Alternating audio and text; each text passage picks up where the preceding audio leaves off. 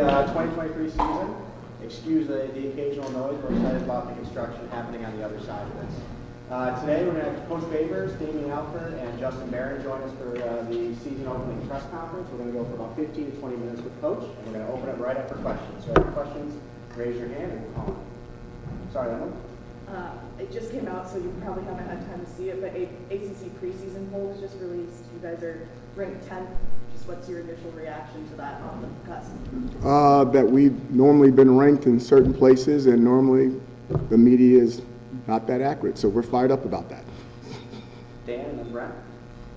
Coach, just going into this season here for 2023 and your eighth at Syracuse, just reflecting on what you've kind of taken and building this culture that you have, and where you feel like the culture and the environment is at as you step forward.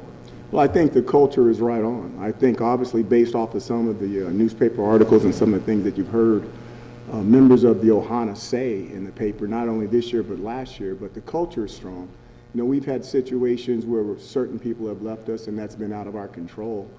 But when you think about where this thing started, I believe we were like 4-8, then we get to the 10-2 season, 10-3 season when we finished second in the conference, to coming back to 5-7, then having COVID hit, and then have to reload all again, and then being introduced to NIL and the transfer portal and all those things that which affects personnel, and then having an opportunity to finish third last year. I'm looking forward to where we can go with this. It's another opportunity for us to have back-to-back winning seasons, which are extremely rare around here. Coach, what are the comforting routines of starting the season for you? It's been a long season, building up. You mentioned some of the things, NIL, and the wild up and down of the sport. What comforts you when starting? Is this my easy question today, Brent? Is this the one? This is the tee, the one on the tee, and then you come back and you go back to the mound and hit me with all those breaking pitches.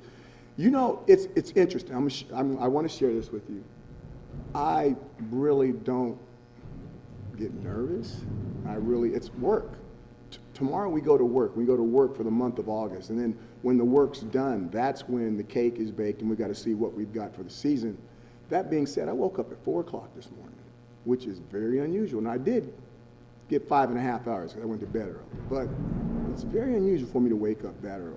And I wasn't thinking about football, wasn't thinking about much. Turned on the TV and watched what is it called? The Equalizer. What was that? What's that actor's name?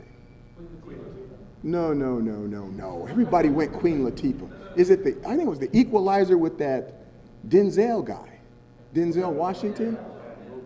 Yeah, and I watched that movie and I was just amazed how everybody kept underestimating him. And then it always cost him. So that was a great movie to watch, and then it was about 6 o'clock, and then I still didn't have much to do, so I kind of just waited around and so I could be fresh for you guys today. But it's very unusual for me to wake up that early on opening day on the 39th year. All right, so here's the curveball. Okay, here we go. Stay back on it, Babers. This moment Stay back on it. This moment versus the moment you stood here as a year one. Yes, sir. Let's just everything when you reflect on that, starting this season versus starting here. Some of it will get me really emotional. I remember walking by the 44 statues. And, I did this last week. I walked past the 44 statues, and Jim Brown is no longer with us. Floyd Little's no longer with us. And both of those men have spoken to this football team. And I've sat in the audience and listened to their knowledge. And that kind of affected me a little bit. There's been some, water beneath the bridge, is that kind of the term to say. And then when you start this and you're trying to build certain things in depth and all this other kind of stuff, and then you get the COVID situation, and then you get the name, image, and likeness, the transfer portal at the end, and football has changed from 2016 to 2023. It's changed. So you have to be able to adjust and improvise and adapt. And if you do those things, then you may be around to tell a story later. If you don't, you may not be around at all. You've mentioned the COVID situation a couple times since you've been here. Do you think that set you back more than the 1 year? Obviously, the 1 year, you're playing through craziness, but did it like erode the depth for the next couple of years? The COVID thing was the very first time that I looked in young men's eyes, and they were talking, instead of talking about football, they were talking about death. And it was different. Now, and I can understand why it's different. When you grow up on military bases and you go to school with other kids whose dads are MIA or POW or KIA, okay, it's not that you're numb to it, but you get experience, you get that experience at an earlier age. To see guys between 18 and 21 talking about not living, that was different. And to try to get them to ease that stress took a while. Do you feel like it was harder here in New York? Excuse- Do you think it was different for you here in New York than it was for? Yes, I do.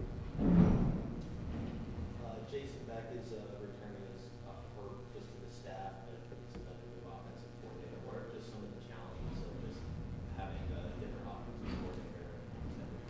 You know, I think the main thing with Coach Beck is he's been a coordinator before. I watched him work for an entire year. Extreme knowledge, very knowledgeable person, very confident, has a great relationship with the quarterback that's returning, and also, and I brought this up yesterday, I'll bring it up again. Most likely, this is the strongest offensive staff we've had since we've been here. Everybody in that room has been an offensive coordinator before. So everybody's on board, everybody understands what the role of the offensive coordinator is, and everybody's there to support it. The coaching that's going on is so expertise, so top-notch at all these other positions, that even though we've lost some players, we've lost some people with ability, hopefully we can make up some of that gap in August and get the right guys on the field so that in our non-conference we can gain that experience back so we can line up and play against ACC personnel, which is a lot different. And just what are some of the differences between Jason Beck and Robert and I? You can't compare two people. I think the biggest thing is that Robert and I is from a different generation and grew up in a different era. And the biggest thing is Jason's a lot younger, but the support around, okay, Jason has different eras in it, and I think it's going to make for a very productive product. Coach, staying on the topic of Coach Beck, how excited are you to see the growth in the relationship with Garrett and actually for him to have some consistency with the coach throughout his career, and obviously hasn't had that? You know, that had a lot to do with just when you start looking at Garrett and what he's capable of doing and what he's done, and then when he starts going through his story of never having the same guy twice. I mean, that's talking about things that can bring you to tears. I've got some movies that can do it, but that conversation was like, wow. And you really don't know where he could be. I don't know the answer to that. So for me, not to have an opportunity to see how that chapter could be written, how that novel could be finished, to me it was important to give him the opportunity to be all he could be. Coach, when asked about what your goals were for this 2023 season, you said one word, winning. How can this team start making that happen while they're in training camp? Okay, now say the last part again because your voice got a lot softer and I couldn't quite hear it with the banging going on. Yes, I was asking how can this team start, cultivating a winning kind of mentality already in training camp? Well, I'll tell you, first of all, they did a fantastic job over the summer bringing themselves together.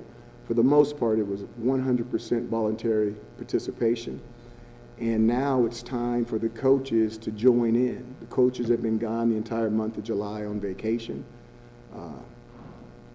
Some guy was around, one guy was around watching all the players and making sure they were okay if they needed anything. But the players and the captains handled the month of July on their own. It was captain-led and players-led. And now it's time for us to get the family together, okay, the aunts, the uncles, the moms, and the dads to see where we can take this thing. The month of August is going to be very important to us. And you guys are going to get an opportunity to see some of that stuff as well. But this is the key, is how much growth we can have, especially with the transfers and the injured guys that didn't play last year, how much growth we can have from August to the end of August before we start this season. Tommy from there. Coach, you mentioned the coaches having coordinator experience. In your career, have you ever been a part of a program where it almost feels like there's too many cooks in the kitchen, where everyone almost almost wants to give their input, and how do you, as kind of the head honcho, prevent those almost, battles from happening? That's a fantastic question. That's exactly what I do. I've been in that chair. I've been in that chair at different universities, and the thing you need to do is let one person cook. Everybody else can suggest the menu, and we're open to that. If you got a suggestion, let's hear it.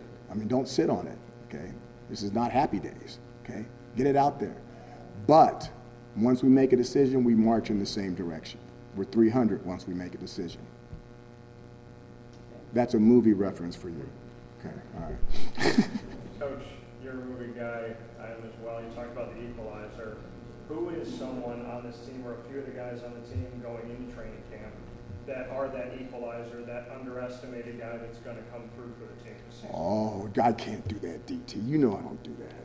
I don't do that. Somebody who's like a catalyst, someone who you can lean on. All right, I'll give you two people. Okay.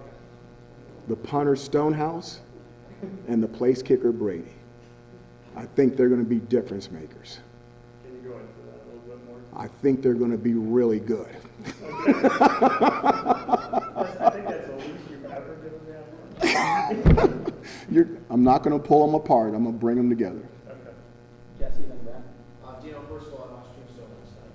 Fantastic movie. Okay, stop. Just act like there's nobody in the room except for us. Okay, give me your two favorite parts. My favorite part, definitely the shootout. Sucker for shootouts. Which shootout? The shootout at the OK House. Okay, all right. Okay, what's the next one?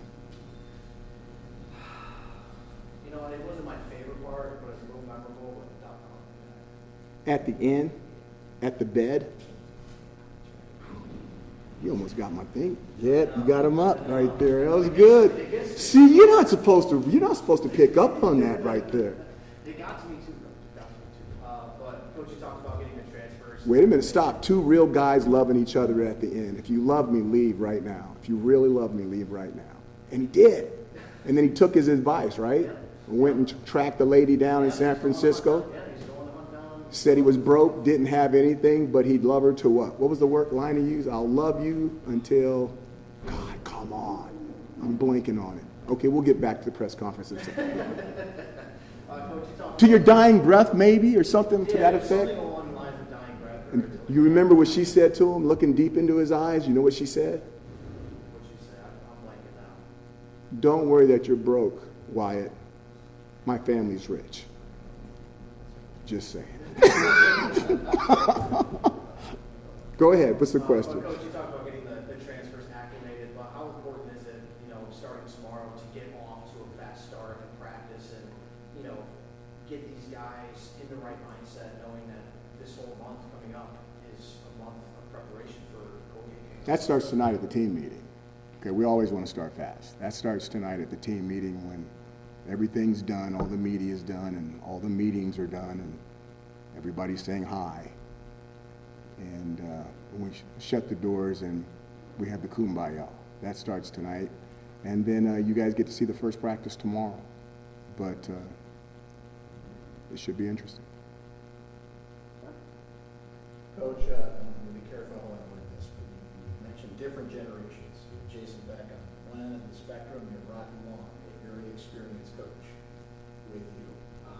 What's it like to have somebody that experience, that knows your defense, that I know you respect and admire there with you every day? What's that process? It's like having another head coach in the room. There's no way to get around it. He is extremely knowledgeable, and he's extremely quick with his answers. Talking to him is like talking to Coach Behan. You ask him a question, you get an answer, and if you don't have another question again, the conversation is over. But it is direct, it is surgical, and there's not a whole bunch of flip-flopping around. And for a military kid, I wouldn't have it any other way. Chris Allen? We've seen during your time here that your top guys can often compete with anybody. And then later in the season, as the attrition has sort of come in, it's been harder. How do you feel about the depth you have coming into training camp this year? And has building it here been harder than you thought for any reason? The rules have changed. if you didn't have NIL and you didn't have transfer portal, our depth would be fine. We'd have 6 guys that'd be sitting in here tonight that are sitting somewhere else. Your depth would be fine. The way the rules are now, it's going to be difficult for schools like us to have fantastic depth. It's not an excuse, it's a reality, okay? So now you've got to find another way to do it. We've got to come up with another way to get it done. And that's what we work long hours for. But for us to say that we're going to have 44 strong, I would love to have that number, 44 deep. Okay, I would love to have it. That could be extremely difficult nowadays unless the commitment is through the roof. Do you feel better than previous years about your depth, worse, or about the same? Now, watch this. I'll answer the question at the end of August. Speaking of some of that depth and transfers, 2 guys that you brought in after spring camp closed were Braden Davis and then David Wolabod. I'm just curious what you saw in each of them in the tape that made you want to go after them. Well, I mean, David is a big mobile guy. His dad played here that can do things. Braden has done some things that we've seen out of high school that we think that he has a fantastic chance. Now we've got to get him with everybody else and see what they look like at the end of August. And hopefully they're in positions where they can help that depth that you're talking about, or even end up lining up as a starter. Is there anyone else in the transfer room that you think we're going to be surprised by this August? You understand, some of these guys I'm going to be surprised by. Watching them on tape is one thing. Watching them in person is something else. There's a lot of new junior college guys, transfer guys that I haven't seen in shoulder pads. I haven't seen hit anybody. I haven't seen anybody break a tackle. So, again, that's kind of exciting. You know, in a way, people are like, well, that wouldn't make you go to bed at night. I'm like, hey, well, at least I need to see. So at least we're getting an opportunity in August to see, and then I'll know I'll feel a lot better or a lot worse, at the end of August. You were just mentioning about just junior college players. How has you as a coach, not just at Syracuse, but throughout your whole coaching career, as a recruiter like that, approach recruiting players from junior college? Junior college was somewhere early in our career that we went when there was a hole, okay? Nowadays, with the transfer portal, okay, you can fill your holes differently. It's a much more difficult road for junior college players now than it's ever been, and it's a much more difficult road for high school players as well, when you can take a 18-year-old high school kid, or you can take a 19-year-old young man that was at a college university for 1 year that's still a freshman, okay? So all those roads are more difficult than what it was in 2016 when I started. I think 2 more, starting with Dan. Coach, you talked about coaches getting away before we start fall camp. Having that opportunity to reset, refocus, how have you kind of done that yourself? And have you, over these last 8 years being here at Syracuse, have you developed a plan of kind of the right way for you to refocus and wipe the slate clean? I don't know if I ever wiped it clean. May not be telling the truth if I said that to you. I get peace by watching them train. Okay, when the coaches go away in July, I'm allowed to watch them run. Okay, and I watch them run, and I watch them sweat, and it's a process. And they're getting up early, and they're running, and they're lifting weights, and there's no one else around. There's no students really around. The town is extremely quiet, which is kind of cool for me, but for them, at their age, it's not. And they put in a lot of work. They really do. And we give them 10 days off. 10 days off before they get back here, to get back and see their families. But when they come back, August is a process, but they're ready to go. They've been doing this because they want to put on a show in September, and they want to have the Loud House rocking once again. And make no bones about it, they like playing, they like performing, and we want to try to get the best out of them. So I don't do much. I just kind of hang around town and watch those guys run in the morning and try to make sure I don't get too heavy so my training in August can start and I can look right in September. Last question for Coach before we get to the player game. Is there anyone that's not going to be out there tomorrow because of an injury that happened between spring camp and now?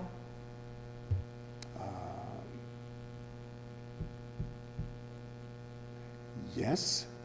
Who? No.